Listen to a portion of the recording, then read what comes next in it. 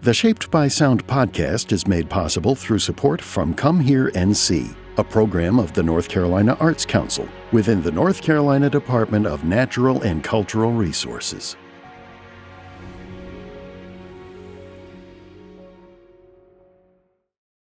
Jim Lauderdale, thank you so much for being on Shaped by Sound.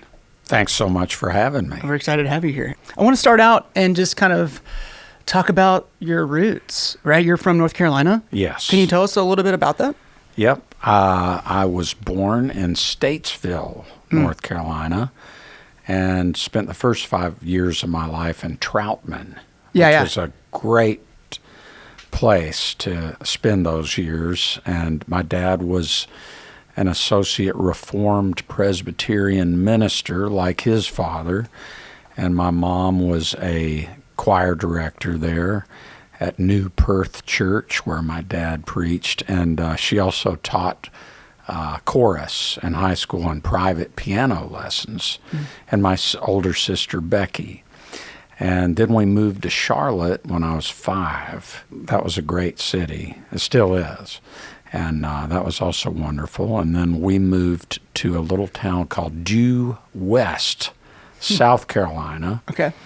And then when I was 16, during the summers, I was working in Flat Rock, North Carolina, first at a church place, assembly grounds called Bon Clarkin. And then I went over to the Flat Rock Playhouse and went to the snack bar because I heard this lady, Leona, had a health food store. And I wanted my own health food store and health food restaurant and organic farm. That was what I wanted to. So like you weren't thinking of, like you're a musician, like you weren't thinking about like your dreams of being a musician. It was like, I want to own a health food store. Well, I did want to be a musician, but that was kind of a, business thing I wanted to be involved in. I was very, very into health food as a teenager. Yeah. Leona said, we don't need anybody in my store, but we need somebody to be the assistant maintenance man here at the Flat Rock Playhouse and to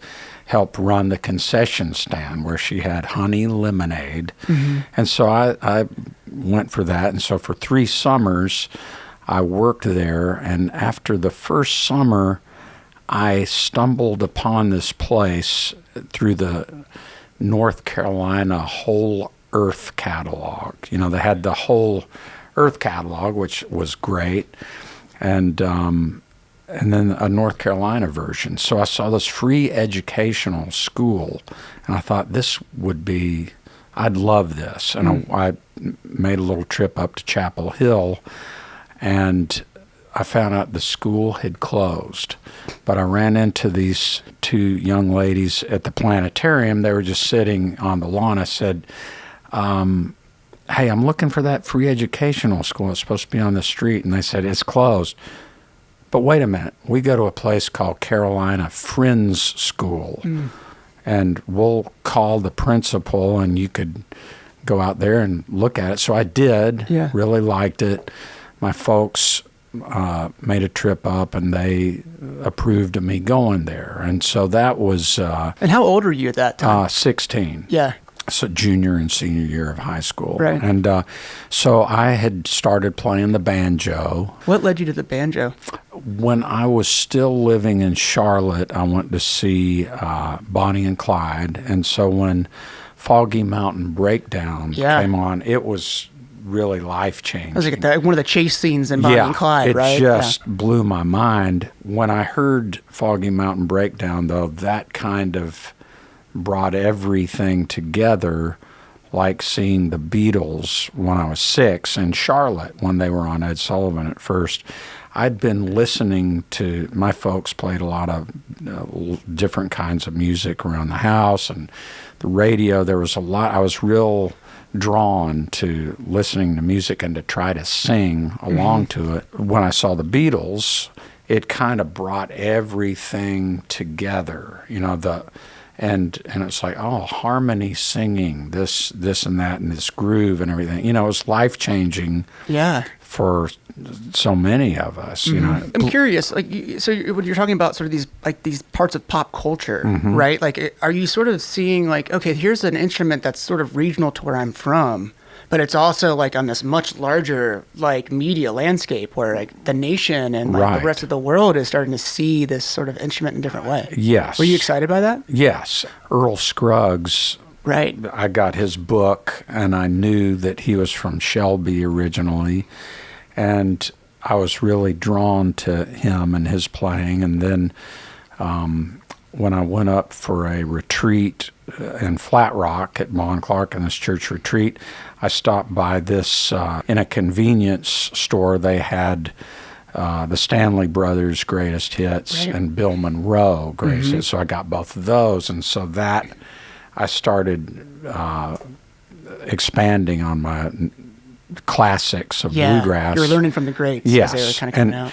So it just kind of went from there. I took my first banjo lesson from a guy named Mark Pruitt, who I was working at this place, Bon Clark, and this was before the Flat Rock Playhouse, and he taught at a place in Arden called the Mountain Folkway Center.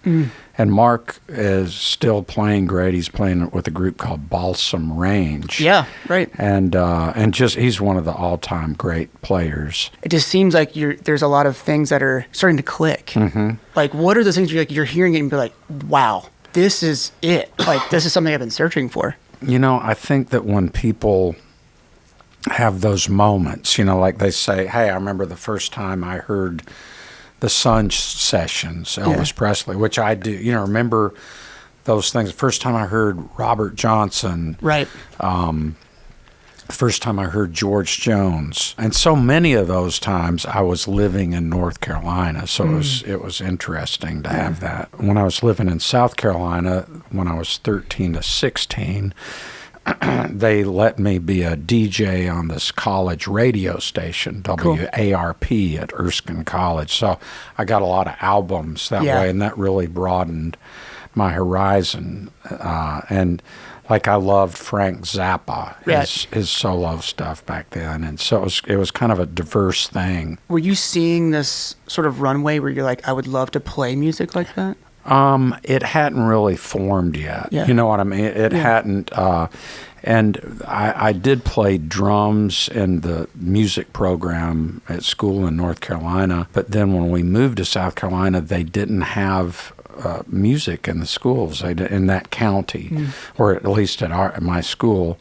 But being involved in the radio station, and I still played drums some, but I as far as like playing a drum set, I was just starting, and I needed more lessons in that. And so then the banjo won over. And just that really did put me on the road to thinking, hey, I want to be a bluegrass banjo player and singer. That's what I want to do. You know, aside from having a health food store and a farm and a health food restaurant. And actually one summer in South Carolina, I talked to these two other students these two students, I guess they're probably 5 or 6 years older than me, and they were going to Erskine College, and I said, hey, there's this health food restaurant in Atlanta near my aunt and uncle's house, cousin's house, and the guy said he'd rent it to us for the summertime. And so we toyed with that idea, but that would have been a potential disaster because none of us knew what we were doing. So luckily, that didn't happen. Music, eventually won out. Or I'd have a chain of health food restaurants right now. You could have been on the early stages of something really big. Really That's right. Can you talk to us a little bit about like, you sort of have, but I'd love to know a little bit more about like how the different parts of North Carolina, how you can like hear certain music in those parts and how you're sort of influenced by that. I was thinking about this as far as different areas where I had lived, that when I get there, there's this kind of, there's a bit of time right at first where I just kind of absorb the air. Yeah. And I think it brings back memories and feelings, and often it triggers some kind of a melody.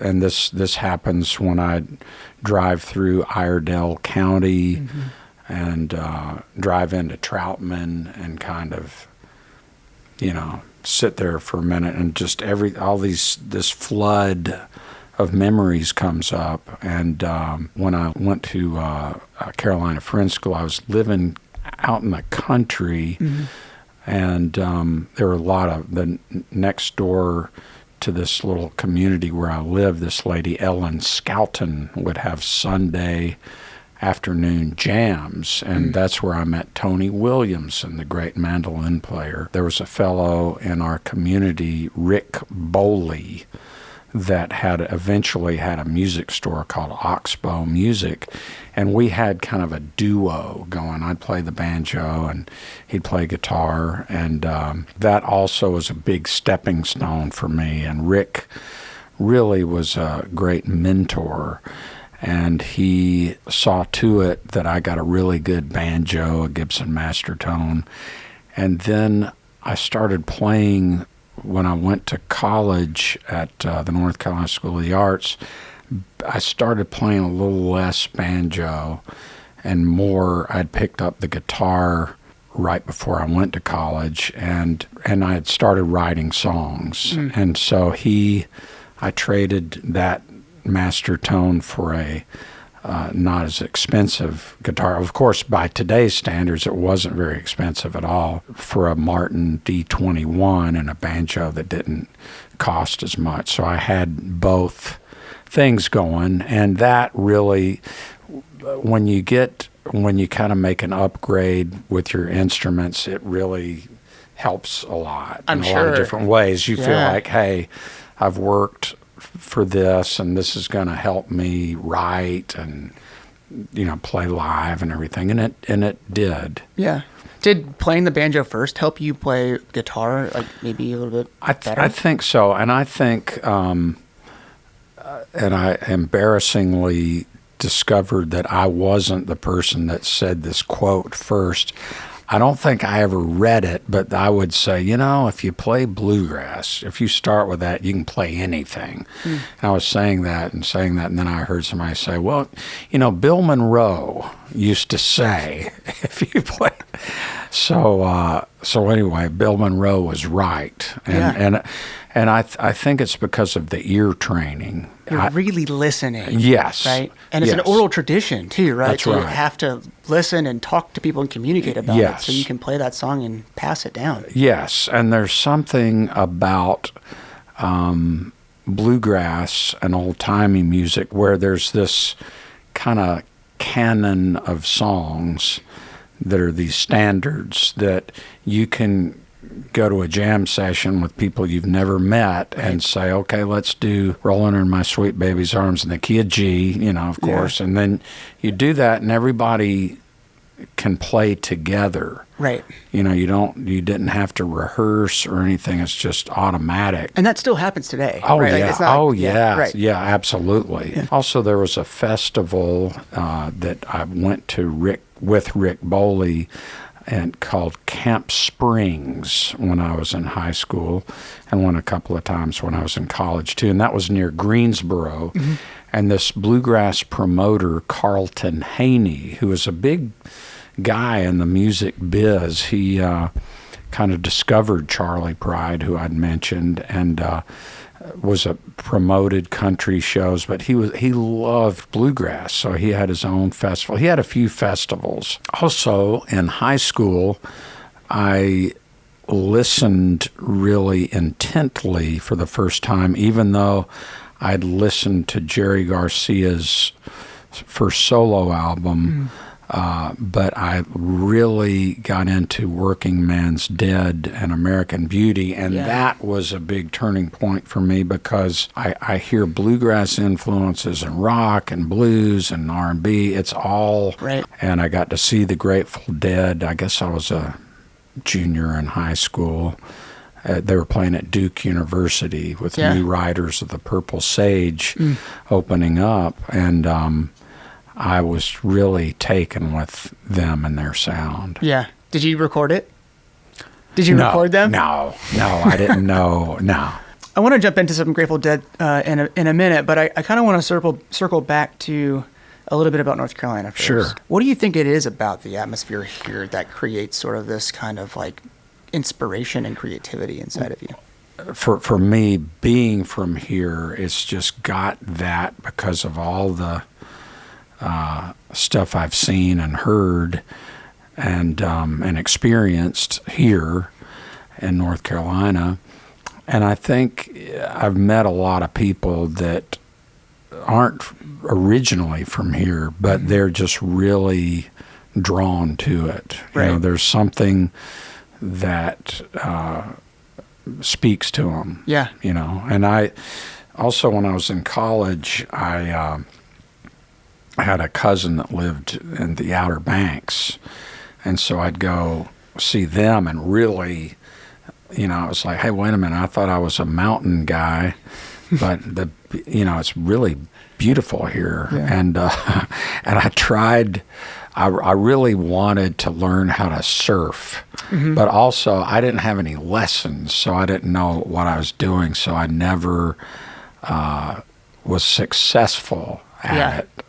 Even though that's a great place to surf. Great place. I think music is such a important language for us, and a thing that really gets into the deepest part of your being. Yeah. And then when you couple that with your life and what's going on, it's like, when I first heard that song, like I was saying, and I also, when I was visiting the mountains of North Carolina when I was in high school, and I went with these college kids, and back in the day, a lot of times people would put on one album and play it over and over again and flip the side and play it, and I remember they're playing Deja Vu by Crosby, Stills and Nash, and it was just, I think there's also a time in your life when you, like I sure did, listen more intently. And I'm sure it still happens a lot, to most people. But, just sitting there and just kind of listening to something, just listening, not doing anything else. I mean, maybe that was a period of time, because now there's so much stimulus going on. But back then, really, it was like you'd kind of go to a social gathering with your friends and you just sit there and listen to something. Right. You wouldn't be talking or anything. And I miss that. Yeah, I bet. I missed it. I never got that opportunity. Because in my life, I feel like it's been just like, I've always had this digital chaos. I do recommend that for people. Sure. Just to let that music go in. And back then, too, and still,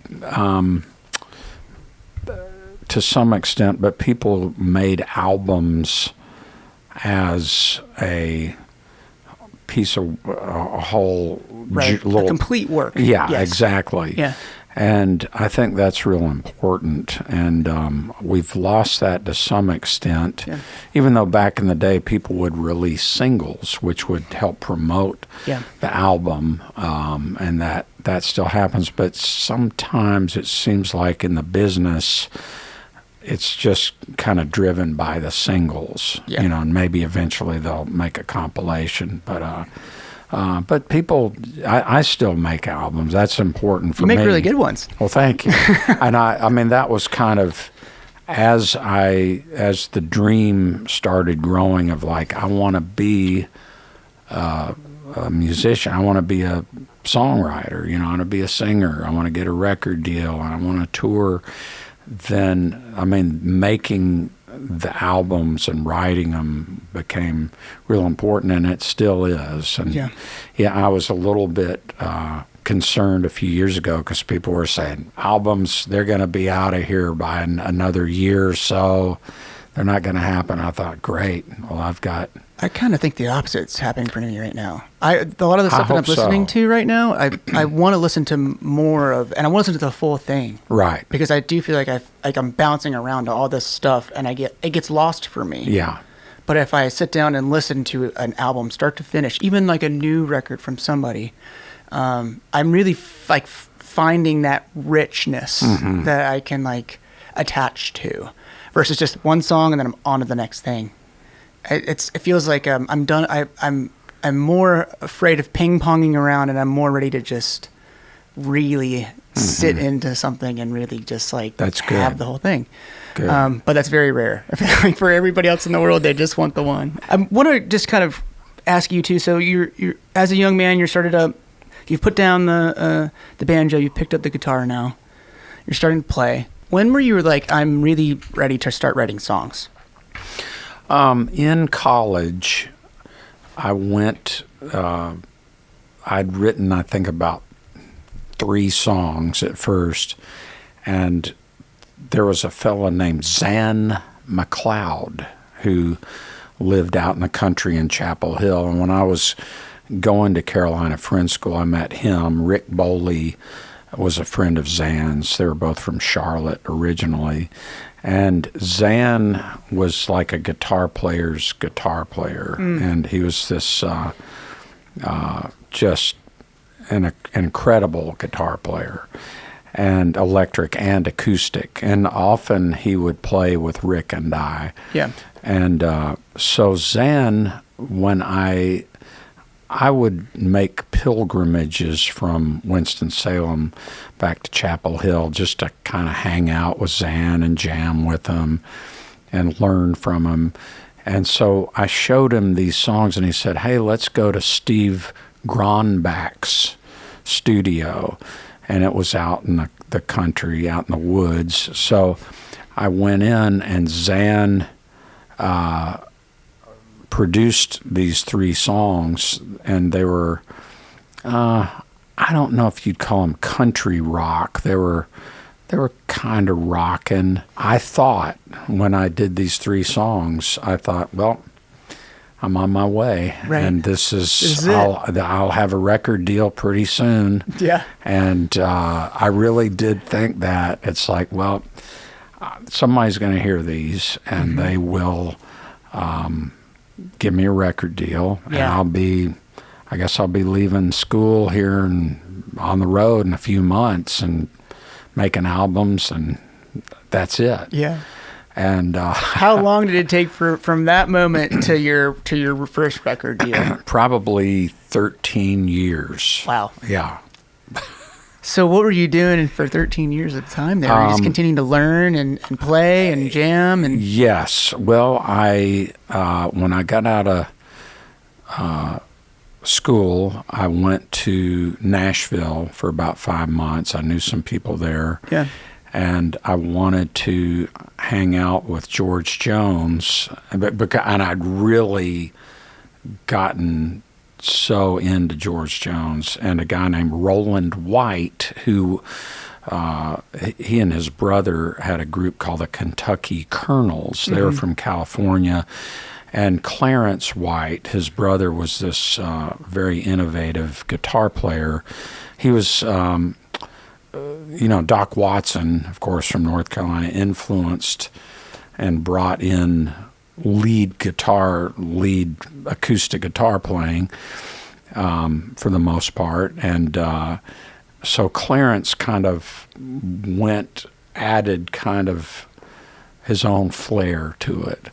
And but Clarence tragically was killed in 1973 by a drunk driver. He and Clarence had joined the Byrds, the rock group. Wow. He'd gone from bluegrass and then joined the Byrds. He invented, with a guy named Gene Parsons, a drummer, it was called the Parsons White B Bender.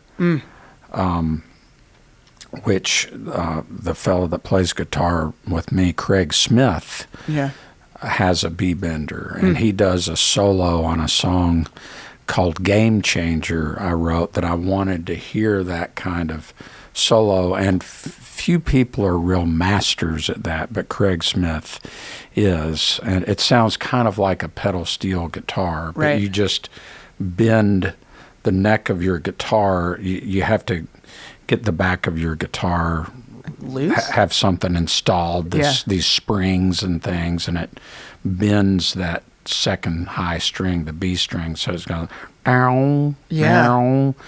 And but anyhow, Roland, I wanted to go to Nashville to hang out with Roland White and do bluegrass with him, and to hang out with George Jones and do, kind of just sit at his feet and tag along and everything. Right. But I was too nervous about George Jones.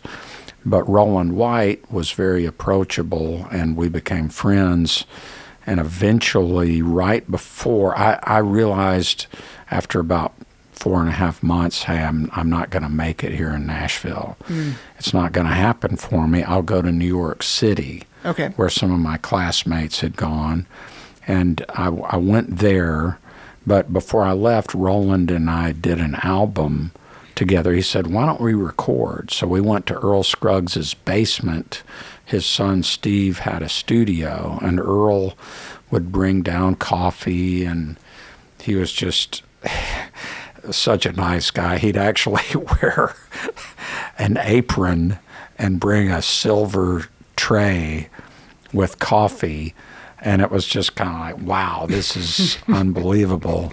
But we made this album, and Earl was just as nice as he could be. He was, I was kind of, it was kind of mind-blowing, because I was thinking, here I am sitting here with Earl Scruggs and Roland White and these great musicians, and Roland had invited a young musician I'd seen play before named Marty Stewart. Oh, wow. And he played lead guitar on a bunch of things. And so I went to New York thinking, I've got this tape of this bluegrass album.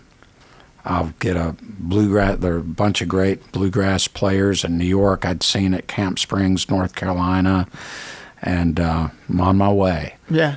And but I couldn't get a deal for the album because I was a newcomer. I mean, it was like, well, you're not on the festival circuit, so it was this catch-22. Right.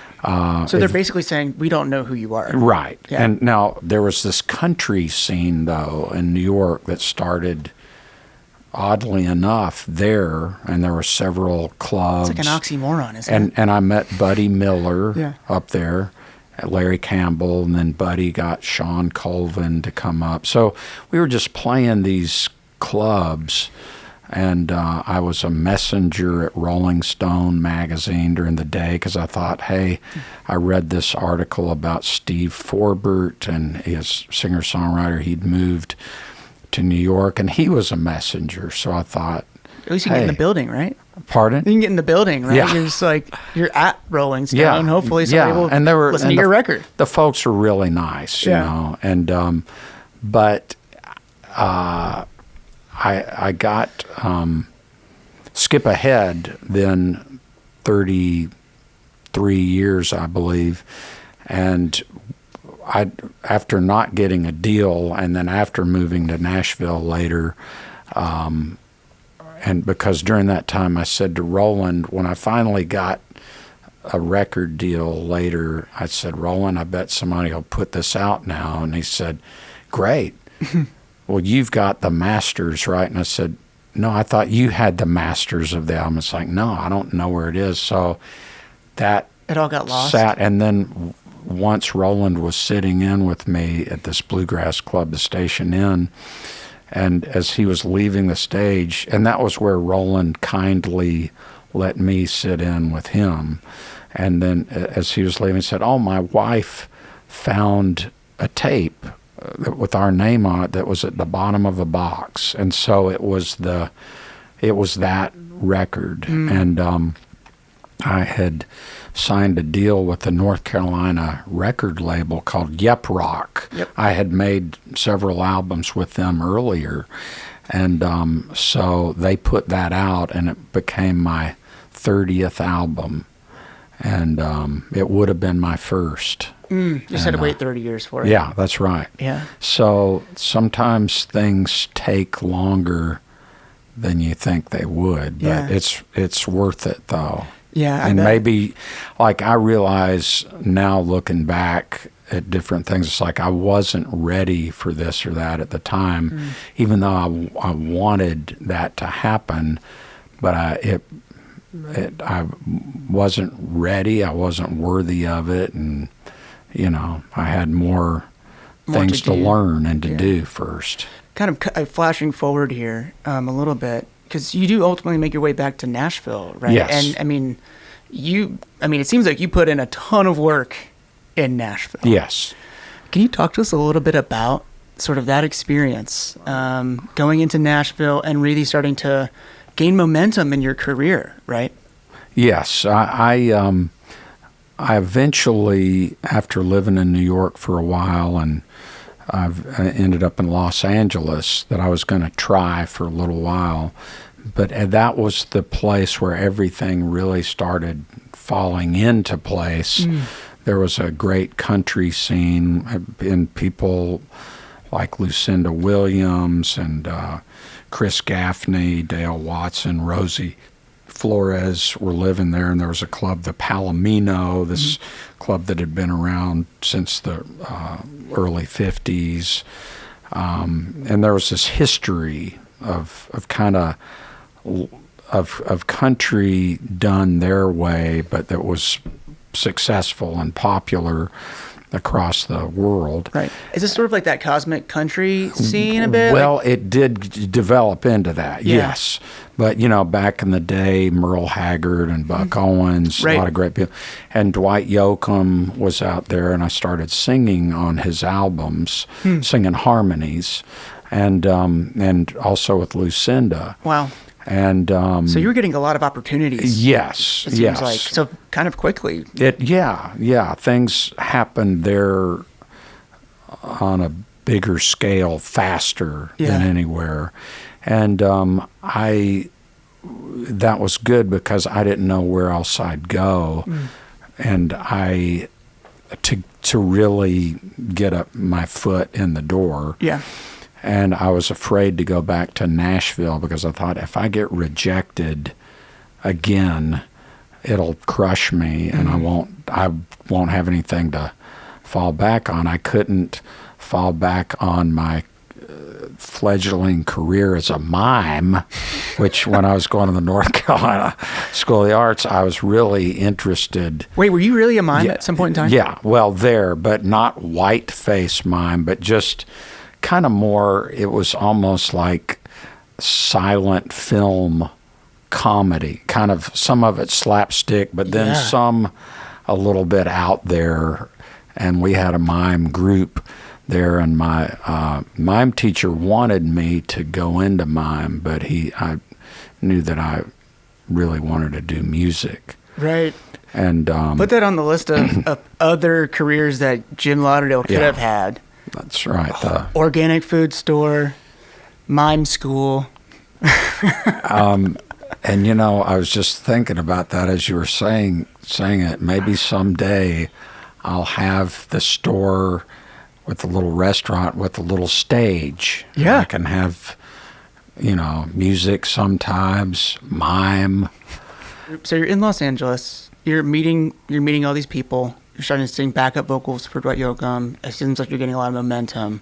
Is there a moment where you do leave Los Angeles and jump to Nashville, and you actually really plant there? Is it right? Yes, I got a publishing deal where you write songs for a company. They take a percentage of your song in return of what they call pitching your song. They take somebody from a song plugger is Right. what they're called. And they take your songs, they'll have a meeting with a producer or a label or an artist and play several things for them in this meeting and to see if anything kind of catches the attention of that Yeah. person. And so some small things started happening, and then but I was kind of a little out there for stylistically in some ways. Some of the stuff was too traditional, Okay. but then Because you were coming from this Los Angeles country scene. yes, Different. but right? which see the thing is that the stuff I was doing out there was very traditional. It was very old school sounding. It sounded very Bakersfield. Right. And but then I did start writing with a buddy of mine that I'd known in New York, a guitar player named John Leventhal. And we started writing, and it just, he was visiting Los Angeles, and we got together, wrote a song. He had the idea for this song called Where the Sidewalk Ends. So we wrote that. He took it back to New York and in his little apartment studio, did a demo, and it just sounded incredible. And so we kind of, I mean, to me, it was this real magical collaborative partnership we had. And great guitar player, and just so tasty, and just his tone was just, and his choices. He was a great producer. So anyhow, we started writing, but before that, I got a record deal with a company called Epic Records, and Pete Anderson, Dwight Yoakam's producer, produced an album, and we did it out there in Los Angeles. So I thought again, hey, I'm on my way. Right. And but the record, there was, it's a long story, but due to record company, this person then left, and this and that, and they just weren't interested after a while, so they didn't put the record out. But then I got this publishing deal right at that time, right as it wasn't coming out, and I started writing with John Leventhal. And I got another record deal with Warner Brothers, and John Leventhal and Rodney Crowell produced that. Rodney brought along John, and he really loved John's style. So that record came out, and again, I thought, hey, this is it. This is it, this record. But then the record company just didn't really get behind it. Yeah. And but I got a call from a lady, Pat McMurray, that worked there at Blue Water, and she said, yesterday Tony Brown, this producer, cut 2 of your songs on George Strait that's going to be in this movie called Pure Country, Wow. Where the Sidewalk Ends, and then a song I had written in Los Angeles as a tribute to George Jones and Graham Parsons. Graham Parsons was somebody that really I gravitated towards right when I first heard him. Right. So this tribute song, The King of Broken Hearts, he recorded that, and that got on the album. And then people started accepting me more, as a writer. They started asking for songs after Right. that. It kind of opened the door. Yeah. What were you starting to see because of that? My publisher would say, hey, so-and-so's coming over for a meeting, Things he really started asked- to pick up momentum then for you. Yeah. Yeah. It kind of, it's one of those things in the business, music business or life. It's like when something good happens for you, after years and years of like, gosh, I just can't seem to catch a break. Yeah. But then when something happens and opens that door a little bit, then it can potentially lead to other things. And so it did. It worked. And I had several deals after that I thought, hey, maybe this is the one, but it never worked out for me on country radio. But other people would record things from the albums. Right. And so I'd be really disappointed of like, gosh, this wasn't me. I didn't get a hit on this. But so-and-so just recorded this song. And so So your music was getting out there in other ways. Yes. Right? Like people are hearing your music and making their own versions of it. Right. And that allowed me to have a living and supported my career as making my own records. Who are some of the folks that were doing that were recording those songs? Patty Loveless and the Dixie Chicks, Mandy Barnett, Kathy Mattea, Gary Allen. Those were some of the country, the Dirt Band. So a lot. Yeah. And then later, other kind of different, Solomon Burke and Old Crow, and the Lucinda recorded one later. Yeah, that's a pretty great roster. It was folks. good. Yeah, it's been. I'm really thankful for all that. Yeah, and I wanted to ask you. It seems like a lot of the songs you write are about hope. And having you kind of talk to me through that whole, story, it seems like you were going through this sort of circular motion of just trying and trying and trying. Like, what is that theme of hope? Like, how does that keep coming back? Well, I can't remember exactly when the first thing I wrote. I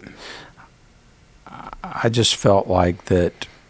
And some of my favorite writers, too, would write outside of themselves. It wasn't all one guy that I went to a music seminar as I was trying to get things going, and he was saying, 80% of songs are love songs or blah, blah, blah. So for commercial radio, and that's a lot of the stuff other than when people like the Stones or the Allman Brothers or other kind of rock stuff comes in, it's like, hey, this isn't about relationships, the good and the bad. It's other things. Dylan, writing all sorts of things. Robert Hunter and the Grateful Dead. And it just, maybe it was a record in 1994 called Pretty Close to the Truth, where I wrote one called That's Not the Way It Works, that it's kind of a stark song in some ways, but then there's hope in it.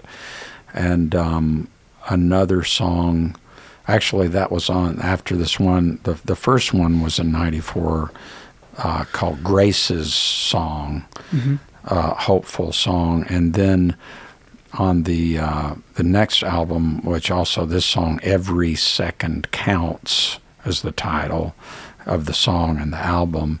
And that song, That's Not the Way It Works, was on that. And it just snowballed a little more, where it was like, the world is in such bad shape right now. People need something to cheer them up a little bit, give them some encouragement. And then during the pandemic, I had almost finished a country album I'd been working on that became Game Changer. And I wanted that was when it's like, now the world is, desperately in need of some coming hope. The world is stopped in some ways, but it's going still. But and I thought I wanted to do an album. How during COVID, so many artists, it's like, this was my COVID album and pandemic album.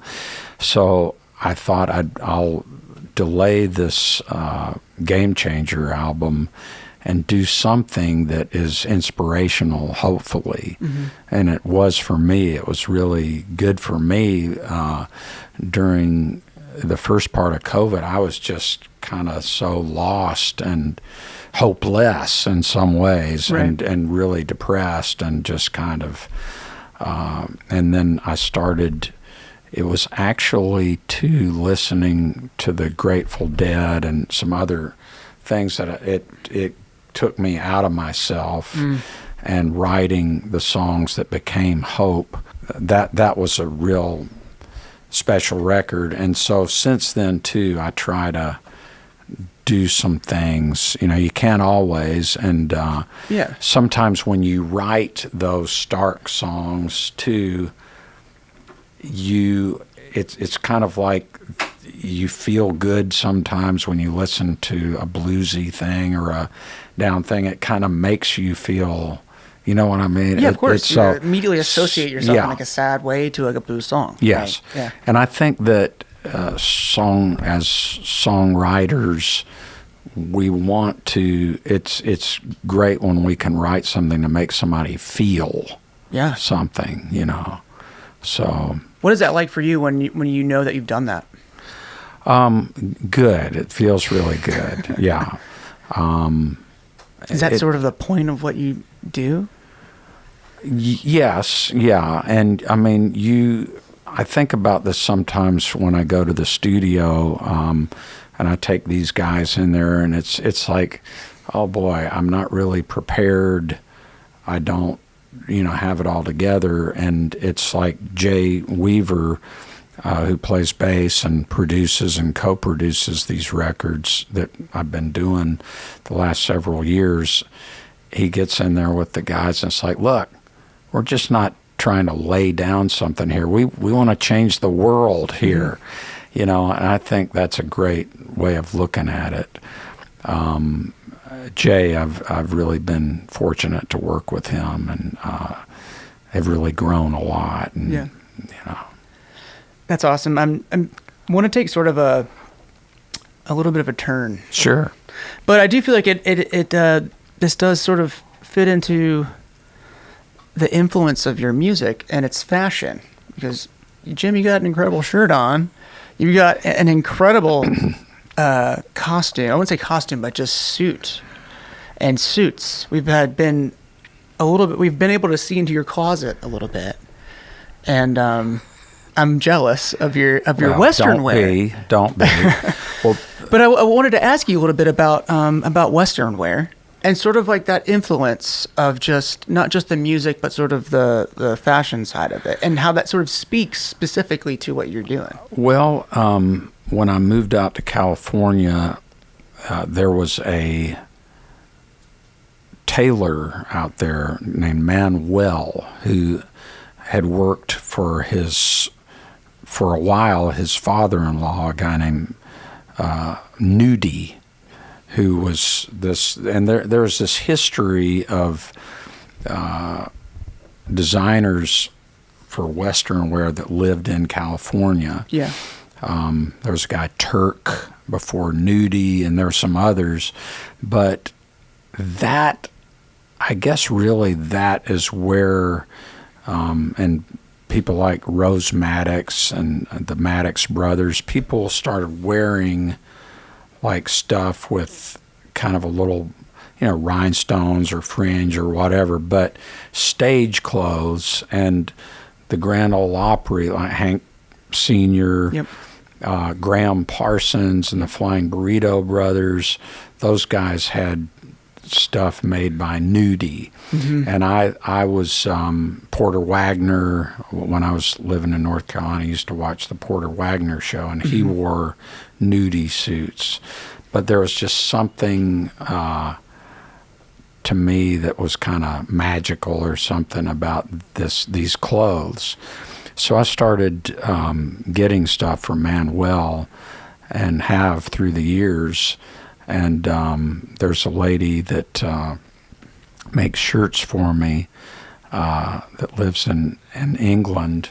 She's got a company named Dandy and Rose, and so she makes great Western shirts. Janet Aspley is her name. And, it's funny, though, because lately I have been, maybe it's because I've, for years and years, I guess about 35 or 6 years, been wearing that kind of stuff. Yeah.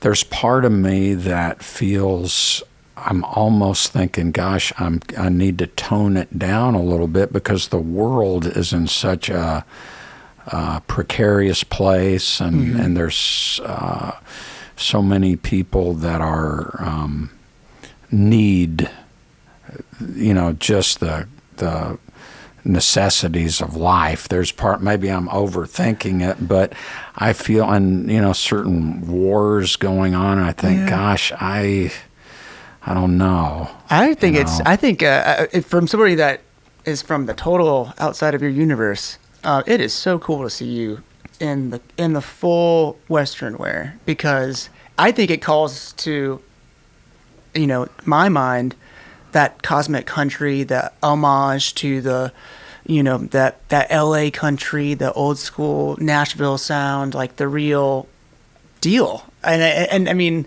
I think it's incredible, and I can understand why you're kind of maybe shying away from it. But Jim, I hope you never do, because it's so cool. In fact, people from our offices came down specifically to see what you were going to wear. Well, I'll tell you what, I'll possibly keep wearing that stuff if I can raise money to, help some people who really need. Yeah, I feel like you probably could. So. All right, let's see. Let's hold you to that. Yeah. Let's see how that goes. Perfect. How do you go about writing a song? Like, where does that sort of start from for you? A melody will come to me, or a title, or a line, and that's, I think every songwriter has their process, and co-writing is a different thing. But when I write, like I was laying in bed the other morning, and before I got up, I was thinking, for some reason, that songs are kind of like entities that are like, for instance, I was thinking, at the bottom of this brook, this creek going over all these rocks, down in there in that mud inside of, there's a song, there's something there that will come bubbling up. And I think it really, it's something that I get these ideas, but then I have to discipline myself or make the time to, like, okay, I'm going to sit down and work on this thing. Right. They don't come to me in complete, like in one fell swoop, usually, sometimes, but not often. Yeah. And so you just, I just will kind of then get my guitar, or I'll put the melody down on my phone and write a few things longhand. I don't use my device computers or anything like that. Most of my co-writers do. They write, but I just write it out. Yeah. And my terrible handwriting that looks like some kind of a secret code, which that's not intentional, but I just kind of let the song unfold. Yeah. And that's usually how it happens. So it's almost like you find this, like, sort of just, you're like going through that brook. Yes. You find this interesting thing at the bottom of that brook. Right. Yeah. Pull it out of there, and then you have to sort of shine that thing. Yes. And make it sort of really what it is. That's right. Yeah. And I think they are inside of songwriters, just there, and also in your environment with what something, kind of jogs your mind with that, outside of yourself. And then it's that combination, really. So it's a combination of, like, place and the person. Yes. Yeah. And, when you were asking a while ago about hopeful songs, they help me because I'm certainly no, positive person all the time or anything like that, so I don't make any pretenses about that. And I go through, like anybody else, my share of, chaos, confusion, depression, troubles. And I was laying in bed this morning and thinking of a song that I hope I'll finish by the time this comes out. But it was the idea of a guy, kind of an old-timey song, like with a clawhammer banjo, about a guy that is under his worry quilt. He's laying there with a troubled mind, and it's like, this, that, and guilt under the worry quilt, and it's like, but even in the summertime, when don't have anything around me, it's still there. So maybe it's not the worry quilt, but I don't know if that makes any sense. Well, this is a rock we're still polishing here. That's right. But Yeah. it's these, for me and probably most songwriters, something comes to you and then you go from there. That's kind of your foundation. Right. And that you can build on after that. Yeah. And I was thinking 2 years ago, I have a song called I'm a Song. Yes. Because I was thinking, and I think about this sometimes after shows when people will, you'll go out and talk to folks and everything. And I realized a long time ago that I can kind of communicate on a certain level, but that my brain is working differently. And like somebody might even say, or I can say, yeah, I saw, oh gosh, what's that person's name the other day? I did, and but my brain, it's musically, I'm thinking of lyrics or letting them flow or whatever, unless I'm trying something I hadn't done in a while or never done. And so I really have to concentrate lyrically, instead of just thinking, being in the moment with the lyric of what, and letting the story come out, Yeah. But it's my brain is in a different place, and it takes a while to kind of come down from the performance and kind of just get into a regular, normal frame of mind, if that makes any sense. Sure. But I think there was, and so there was a time where I was thinking, you know what, I've got, this or that I really want to change, and that's really bugging me about myself, and it seems like the best thing I have to offer to the world or to anybody else, just another human, is just music, because I feel like I'm failing in this or that, but I'm a song. That's really what I am. Right. So that's the way for you to communicate with people and Yeah. also continue to be heard, maybe, Yeah. right? Yeah. So I wrote this tune called I'm a Song, Yeah. which it's not, I'm not trying to cop out, but it's also bringing other people in. It's like, hey, you're a song and we're a song. Right.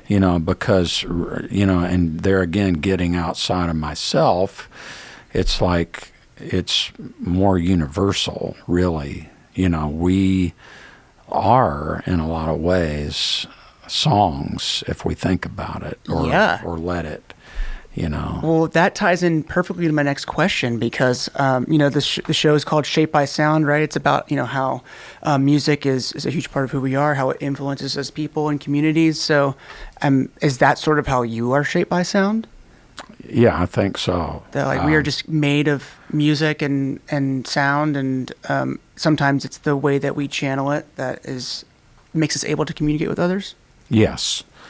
I think there's something about music that's so, it goes back so long, and it exists in animals and birds.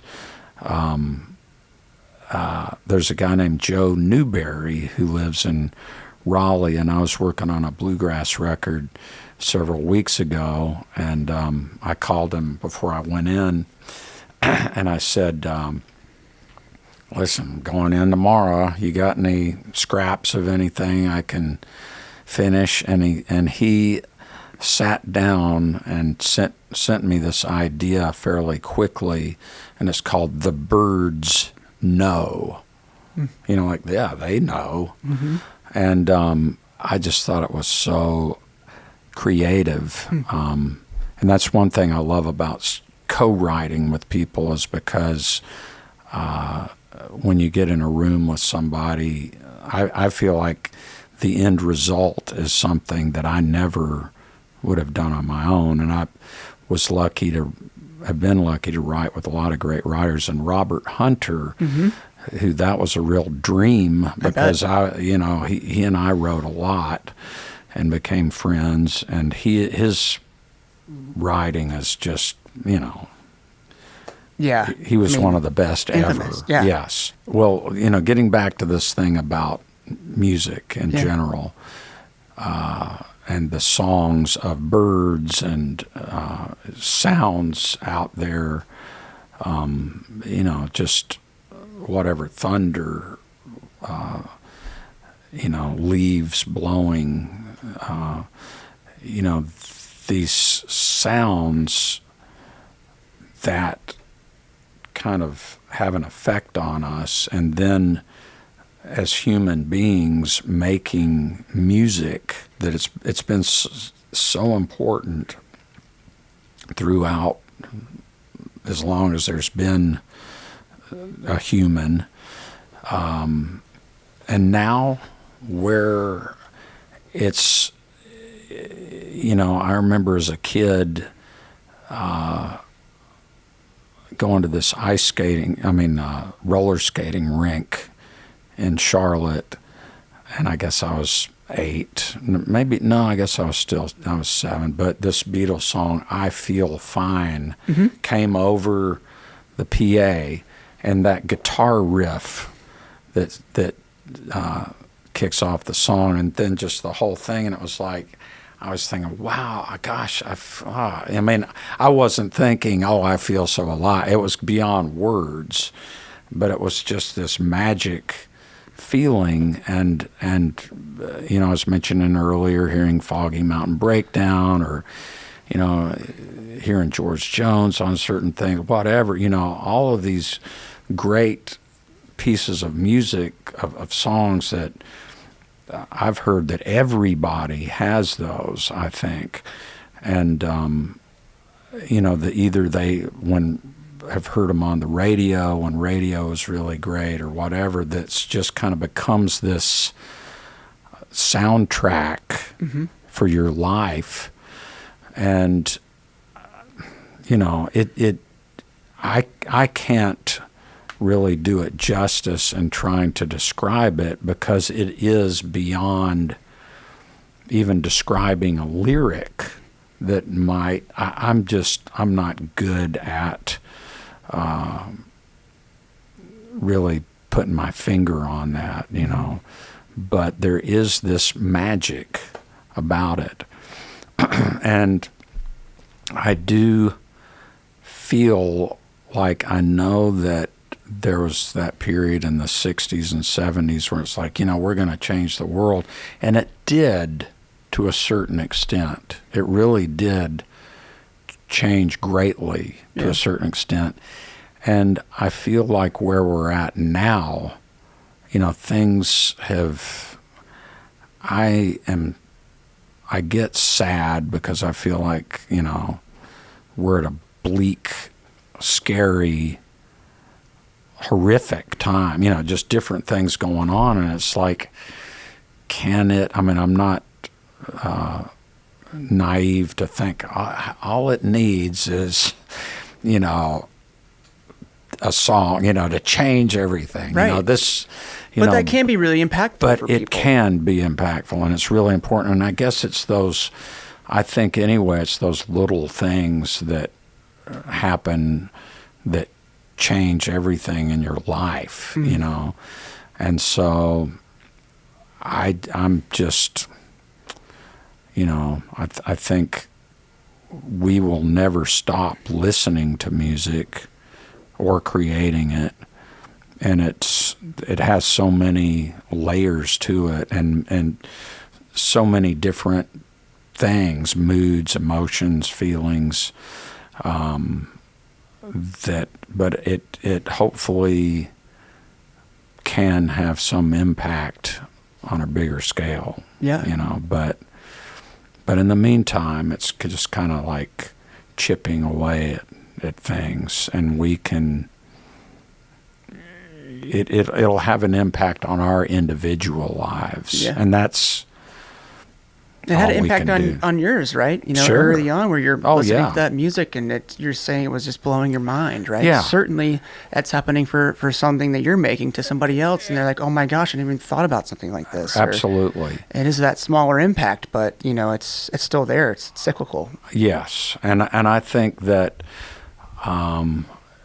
through the last several years, I've been consuming a lot of news, which is important, but I feel like, okay, look, I'm getting to a place like, okay, I want to know what's going on out there, and I want to be informed and educated on what's going on, but I do have to set limits on it. I can't listen to that all the time and not listen to any music, and I really feel a difference when I, do that. Yeah.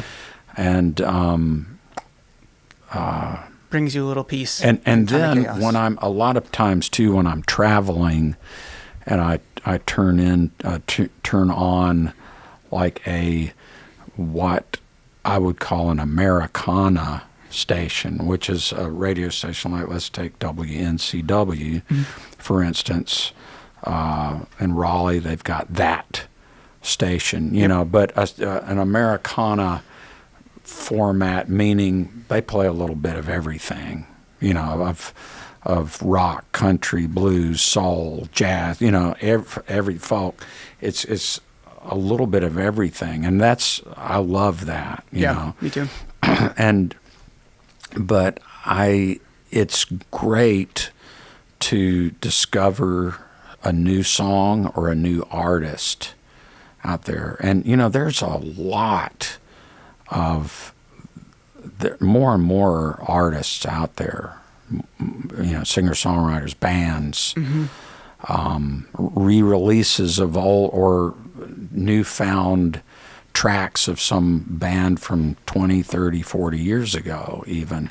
So there's as listeners, we have, it never ends. We could never listen to everything that's out there. And it's so that, the good news is too for us is that music is out there.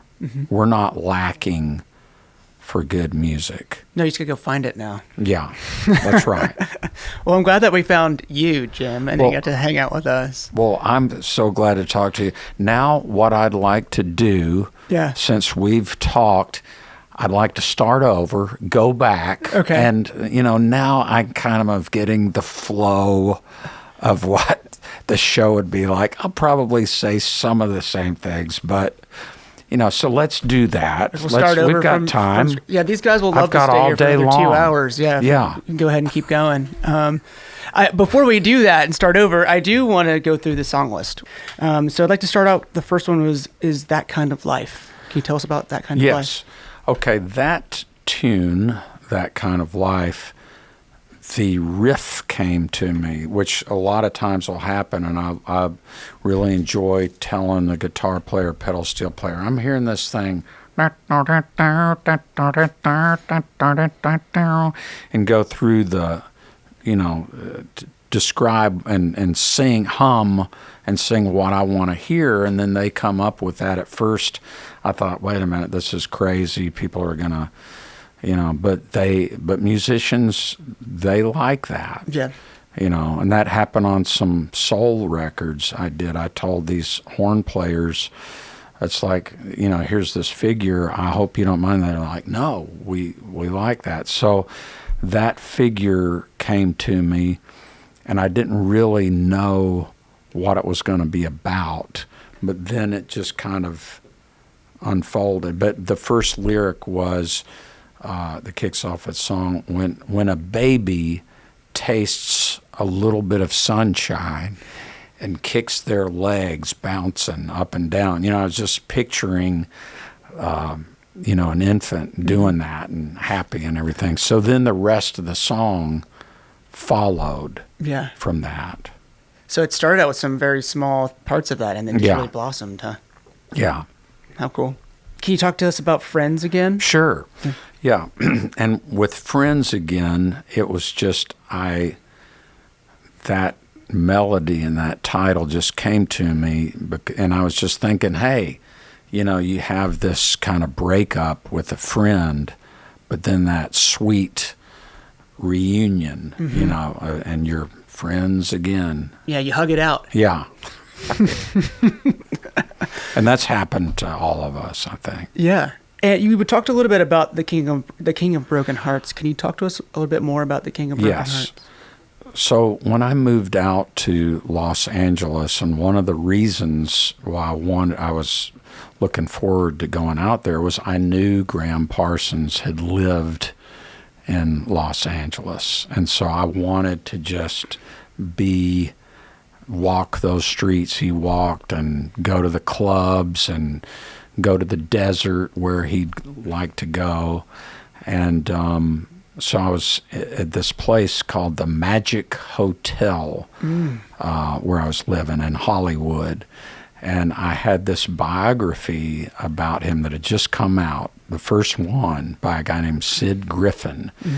And so as I was reading it, there was this story about how somebody was recounting that he had a party and that he put on George Jones record, and he started crying, and he said, "That's the King of Broken Hearts." And so when I read that, this melody came out, and so I wrote about half of it, and then I went out to Joshua Tree, and it was a full moon, and I went to this place where he used to hang out called Cap Rock. Yeah. And then finished the song there that night. So you kind of tapped into something magical. Yeah. There. Yeah. And I really enjoyed riding out in the desert, and that was kind of the first that kicked it off for me, was that song, writing that. Cool. Can you talk to us about the opportunity to help somebody through it? Yes. When I was working on this record that ended up, the record was called Hope, and I had this idea for kind of a country rock song, and it was called the opera. I was just thinking, it's like I was thinking about the song itself, about during COVID, about a few instances in my life where it's like, wow, this guy did this favor for me. This guy I met in Nashville right before I moved up to New York, named John Messler. I met him at the station, and he was visiting. He lived in New Jersey. I said, man, I'm getting ready to move up to New York City. Do you know any place I can play? And he said, I'm going to call this guy, Hugh O'Lunny, that's got this country bar called O'Lunny's. And you could play solo in between sets of bands. I'll see if he can use you, So I got this gig playing there, and I'd play there occasionally, not every night or every weekend, but and I met Larry Campbell, this great steel player, that first night. I was playing in between this band, and that started my thing up there in New York of playing. And it's like, if he hadn't have made that call and I would have moved up there, it wouldn't have been the same. I don't know if any, and so it just, I was thinking, it's like, my life would be different. This wouldn't have happened and that wouldn't have happened. So I thought, we all have that opportunity to help somebody. And through it, through this. And so that's where it came from. And I've got to give Jay Weaver, who's playing bass, credit, who was producing this album.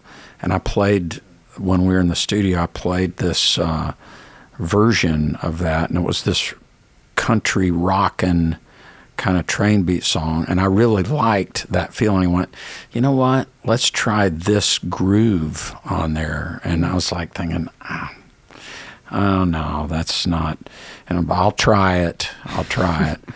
And then it really, I love the treatment. Yeah, sort of took off for you. Yeah.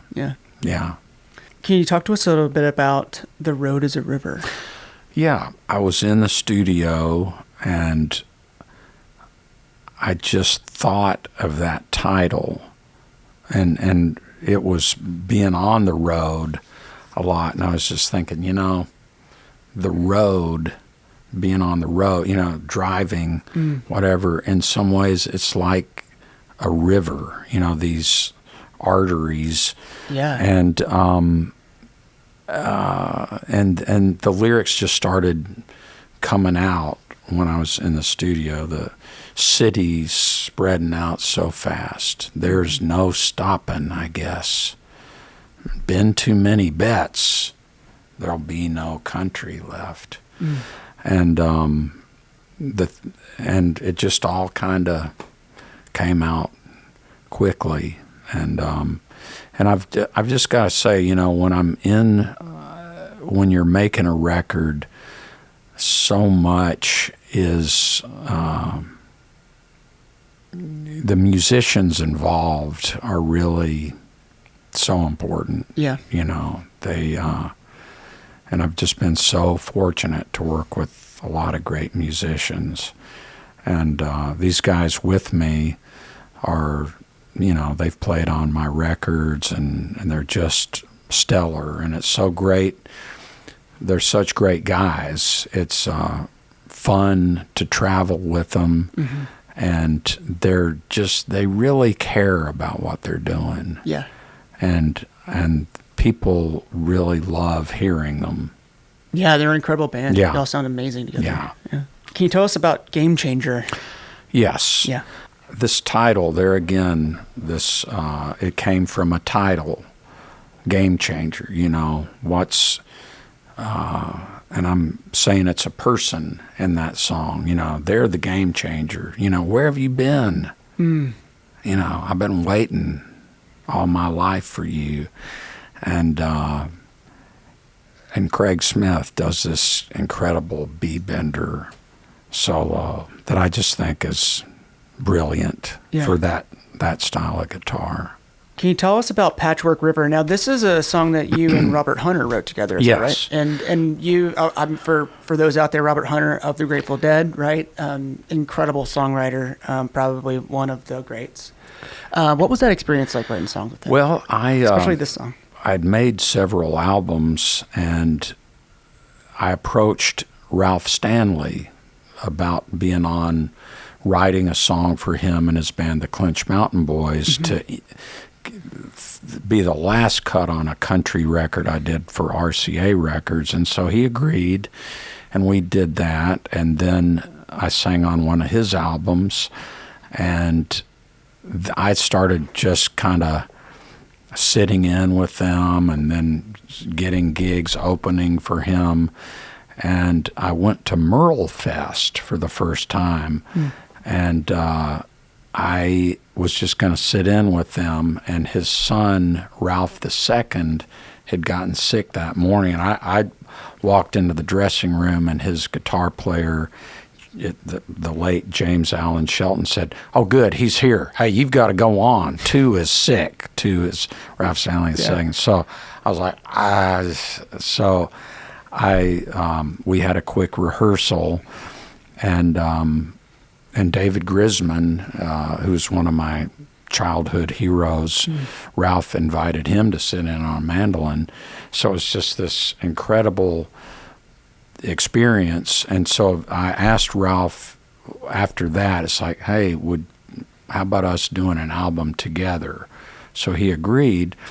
And so through a friend of mine that knows everything about the Grateful Dead, Rob Bleetstein, I said, Rob, I'd love to write with Robert Hunter for this record with Ralph Stanley. Could you let him know that? Yeah. And so he did, and Robert and I wrote a song, and then he, for that record, and then he told me about this book of lyrics that he had called Box of Rain, and said there's a song called I Will Wait for You that's nobody's put any music to. So I put music to that, and we cut those with Ralph, and he came to Nashville for about 3 months, and we wrote about 33 songs. When I wasn't on the road, I'd go visit him, and so it was flowing. Really flowing. And then I made an album out of 13 of those songs called Headed for the Hills, a mostly acoustic album. And then I went out to California and sat down with him out there, and we wrote this album that became Patchwork River. Mm-hmm. And so sometimes I would give Robert, like before that, like I'd write a melody, put down a melody on a cassette and leave it with him, and when I'd come back from the road, boom, he'd have a lyric. Yeah. And with Patchwork River, he started giving me lyrics, and so he gave me the lyric to that one. And so this melody came out, and that was the way it was. We put out 6 records of our collaborations, and then I peppered certain other albums of mine with a song here, a couple of songs there of things we wrote. And there's still some unrecorded things that, but it was just a great, I still can't believe that. Yeah, it must be a dream happened. Realized, Yeah. right? I mean, you were talking earlier that, some of your biggest influences were Working Man's Dead. Yeah. And, Yeah. American Beauty. So it's like, gosh, to work with one of the people that was, writing the lyrics for that must have been incredible. He was a wonderful guy. Yeah. Yeah. I would tell him, especially later, when I'd visit him, and I told him this a couple of times, I said, Robert, there's that commercial, that beer commercial, and they say the world's most interesting man. I said, you're the world's most interesting man. Yeah, I believe that. And he was, oh man, he just was like an encyclopedia of music, and listened to so much stuff of all sorts of styles, and so read just voraciously. Yeah, that's awesome. Yeah. What a cool part of your career. Yeah. We're sort of at the end of our conversation for now. I wanted to go ahead and just ask if there's anybody in the room that wanted to speak to any other questions that I haven't maybe asked yet. Anything, nothing's too personal. I mean, I guess we'd probably, if we're going to do this all again, the whole thing, and start from the beginning. We're going to do it all again. Because there were a few points I wanted to kind of interject in there, and I can't do it unless we start from the very beginning. But we can start over again, but we have to do it in reverse. That's fine. We can go backwards. That's fine. Is there anything that you would like to add, Jim? I can't think of anything. But if something comes to me, we can always come in here tomorrow. Yeah, we'll get everybody in on OT. Actually, we're going to come in early tomorrow at 7:30. 7:30. Bright and early. 5, okay. Yep, 5. So that we can start this over again. We can do this a couple more times. And get it right. Yeah, and get it right. Yeah. Well, Jim Lauderdale, thank you so much for being here on Shaped by Sound. We're so happy to be here with you and be able to share this. So thanks a lot. It was great. Thank you. Yeah, thank you. Thanks for joining us on the Shaped by Sound podcast. If you'd like to hear some of the songs we discussed today, you can find them on our website, pbsnc.org/shapedbysound.